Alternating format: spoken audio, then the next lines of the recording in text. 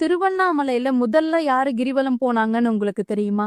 சிவபெருமானோட கண்களை விளையாட்டா பார்வதி தேவி மூட உலகமே இருளால சூழ்ந்து அனைத்து ஜீவராசிகளும் துன்பப்பட நேர்ந்தது. இதனால பார்வதிக்கு தோஷம் உண்டாகுது. தோஷம் நீங்க திருவண்ணாமலைக்கு வந்த பார்வதி தவம் இருக்காங்க. பார்வதியோட தவத்தில் மகிழ்ந்த சிவபெருமான் அவருக்கு காட்சி கொடுத்து உனக்கு என்ன வரம் வேணும்னு கேக்குறாரு. உங்களை விட்டு எப்போதும் பிரியாமல் இருக்க உங்க உடல்ல சரிபகுதி வேணும்னு கேக்குறாங்க பார்வதி. அதற்கு நீ என்னை சுற்றி வர வேண்டும்னு சொல்றாரு சிவபெருமான்.